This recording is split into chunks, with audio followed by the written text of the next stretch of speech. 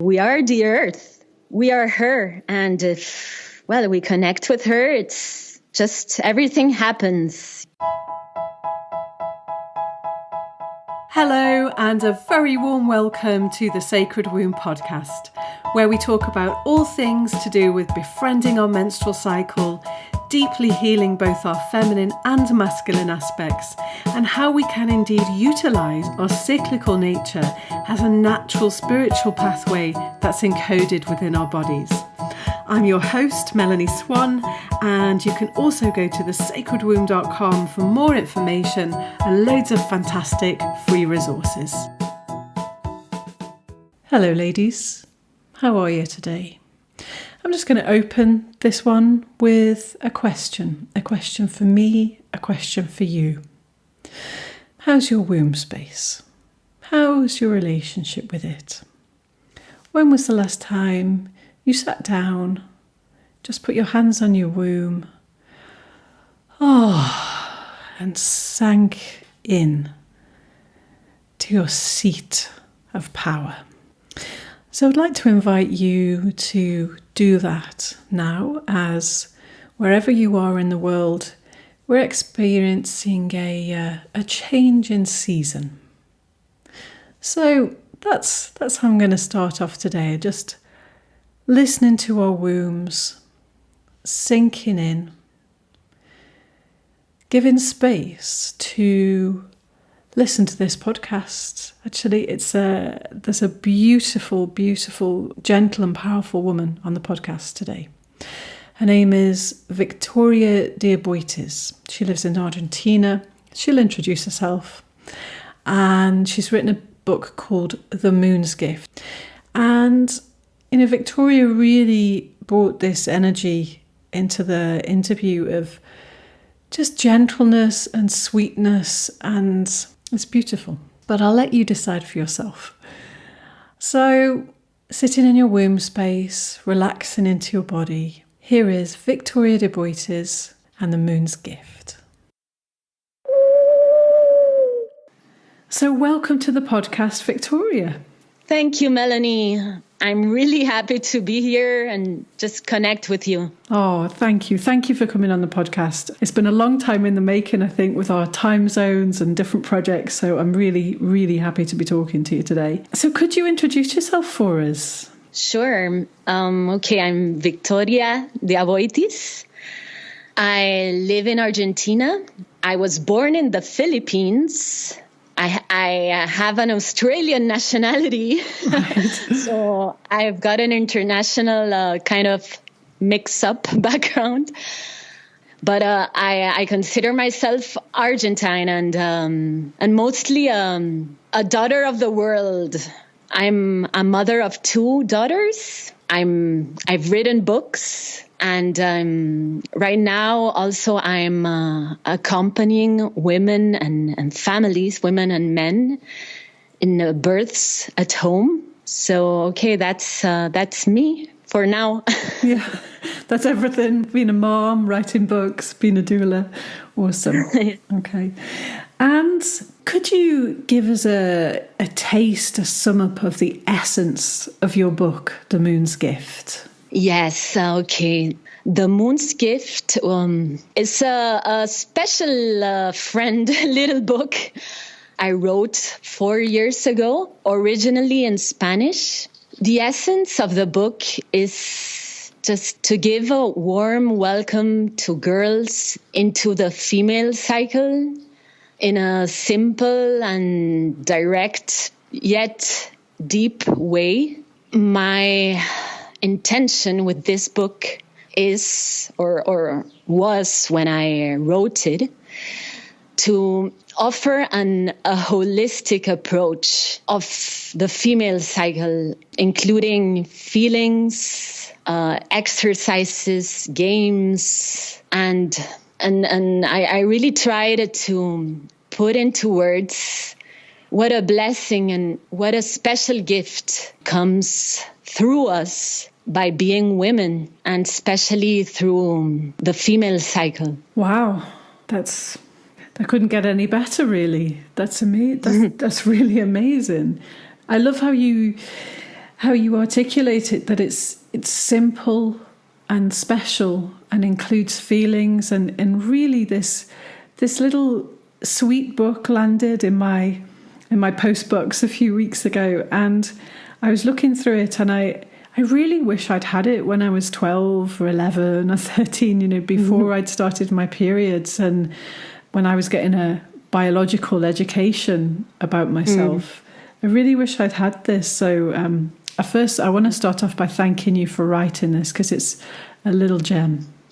Thank you.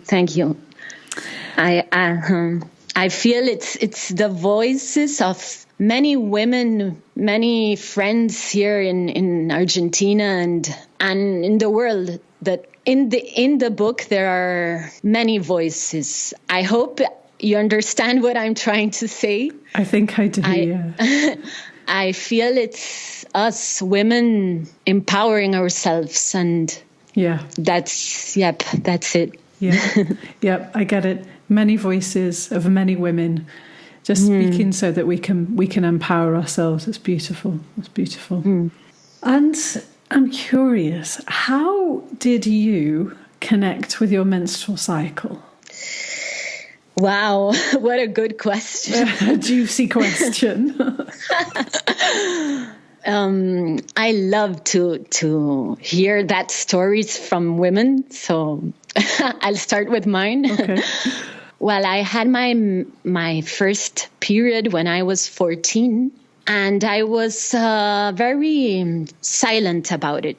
I felt that I had to tell my mom because I had to.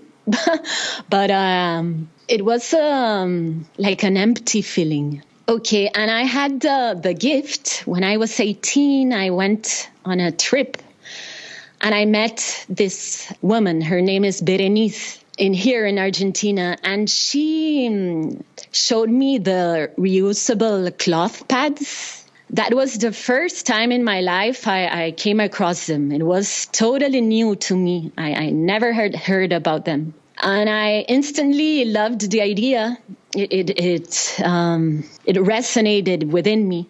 So I bought them, and I started touching my blood, cleaning my pads. And I feel that in an unconscious way, just communication happened with my body.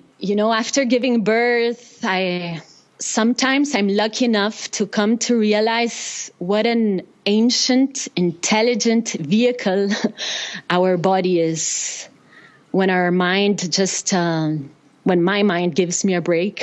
Yeah. And I think that through seeing and touching my blood, something really special happened to me there. So special that I started telling my brother and my father, like, hey, look what I'm doing. I started feeling proud, and people just looked at me and that's how I think I connected, how I did connect with me and my cycle. Yeah. Okay, so you really, it sounds like you really connected at a relatively young age through your blood, and had that communication. And do you feel you got information through touching your blood about your cycle? Yes, I feel I did. It's not that I can put like a whole lot of ideas into it, but it's a different type of information that I certainly feel it came through when I gave birth at home at 24. Just an acceptance and an embracing of the power and majesty of our bodies if we let them be. So you worked with your cycle, and you worked with your pads, and you had some children. And how, no small feat, I'm trying to put it in a summary. Yeah. But how did that form into writing The Moon's Gift? When you were naming what I did, I felt the best university ever. That's what happened. And it all came together into the moon's gift when I was attending a midwifery school here in Cordoba, Argentina. And I met many women from all over Argentina and South America. We came across an exercise where we shared how our menarche was for us and how our family and friends reacted to it. And that was a break point for me. Approximately 50 or more, 70 women just talked about their menarche and how it wasn't acknowledged. Let's don't even talk about celebrated. It was just shoved down into a closet, just like, and that was quite a trigger for me. So I felt I urgently had to do something. So the initial idea of the book was just a quick booklet that I would just photocopy and give out. But I really feel the moon's gift and all these types of information that we're now receiving and having was a community need. Many women and families and men needed this information. So the booklet became a book before I even realized. A friend made the covers, and just many people started asking me for it. And that's when I realized, whoa, we as a community, as a humanity, we really need this information right now. Yeah. So that's how it became a book. Yeah. Wow. So it just kind of, it was an idea that you just went with because there was a need there, and it's what I'm hearing is it grew and more people knew about it, and it just took off. It's got its own sort of energy. Yes, exactly. So I'd love to ask you about different aspects of the book. I've got it in front of me now, and I mean, just to say, like, what struck me about this book was that it is simple. Putting myself in the shoes of a 14-year-old girl, it's doable. There's not a lot of overwhelming information, but there's lots of pictures and highlights to it. And you've named body parts and put diagrams in there, but you've included feelings. And one particular part is menstruation, a wise balancing force. Could you talk a little bit about that section and how you pulled it together? I pulled it together just having my menstruations and feeling such energetical and physical cleansing. I'm not sure that's the word, but yes. A relief. Yeah. After menstruating, you know, it's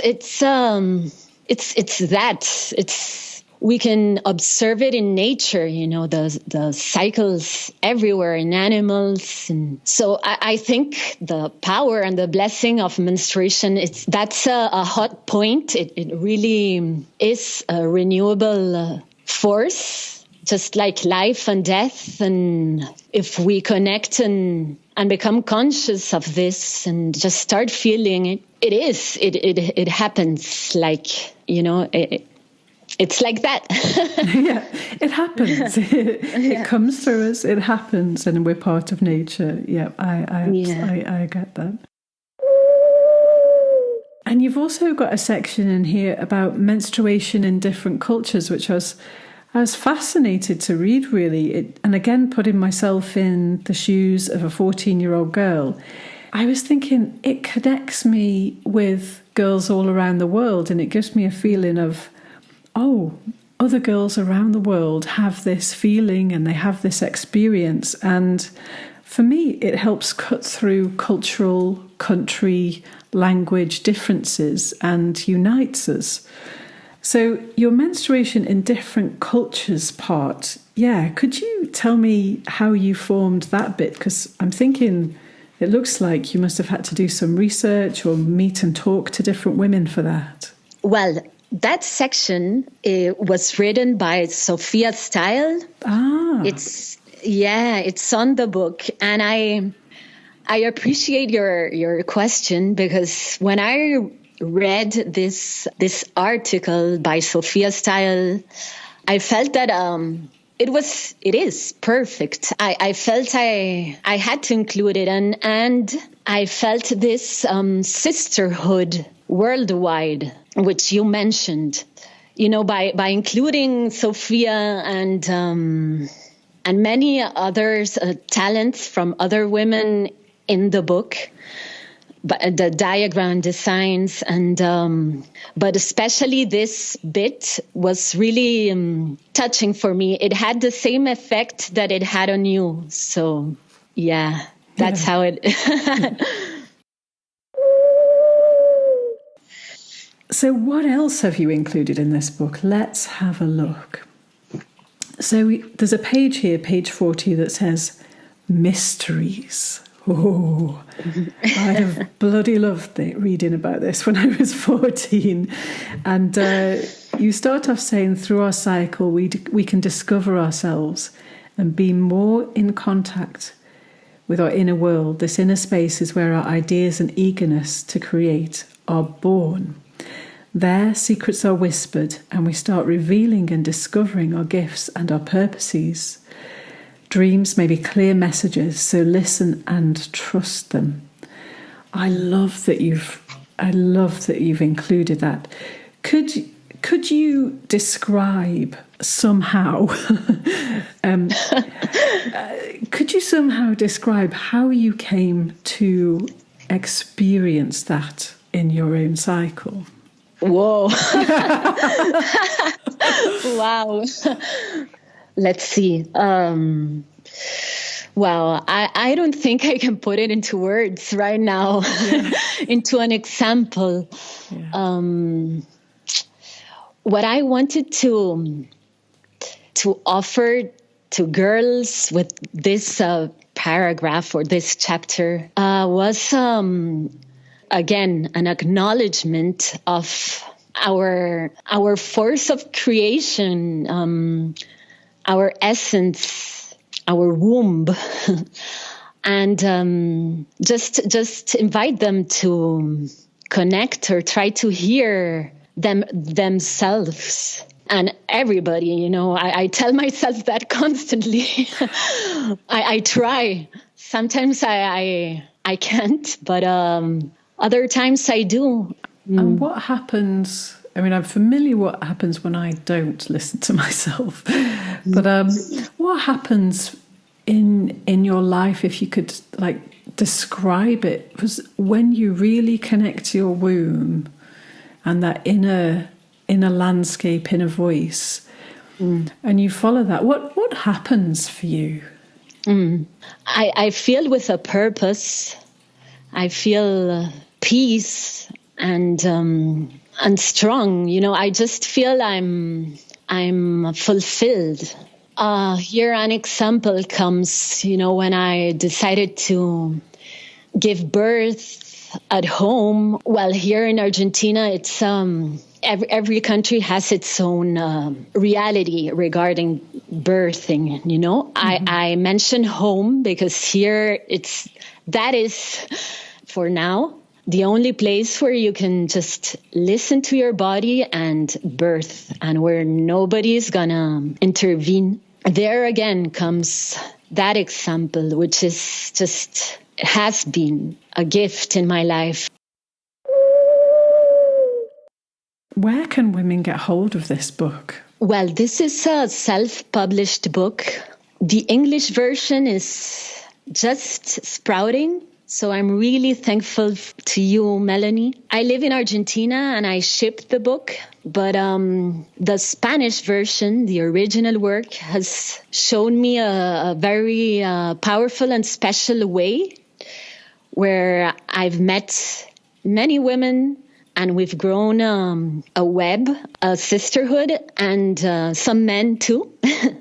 And they distribute the book through their powerful projects. So that's how the book is moving, through distributors. Fantastic. And I think you're looking for a distributor in Europe and Australia. Is that right? Yes, that would be great. Yeah. Okay. I'm open to. Yeah. So anyone listening, I know there are plenty of people listening to this in Europe and plenty of people listening to this in Australia. So if you are interested or know someone who is interested and has the capacity to distribute this book in your country, in your area, then if you can get directly in touch with Victoria, and I'll put your details in the blog post and the show notes, Victoria, so that they can contact you directly and be part of this change. So I want to thank you for your work again. I want to thank you for your book and coming onto the podcast and being so generous and open. Wow. Thank you, Melanie, for your patience and your support. And I love to sit in a circle with you. Me too. Me too. I look forward to that day.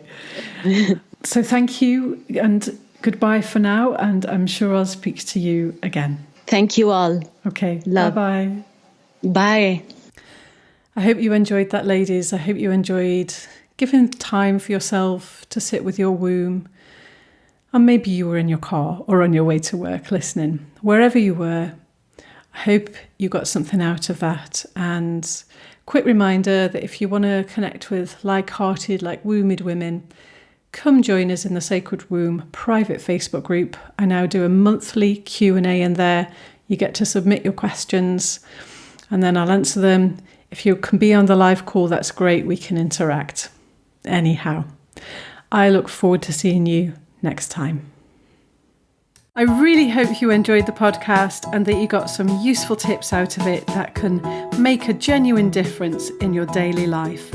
And if you'd love to work deeper with this stuff, then do head on over to thesacredwomb.com, where you can sign up to receive the weekly newsletter and an invite to our private Facebook group where you can share, learn and grow with like-minded women in a safe, supported space.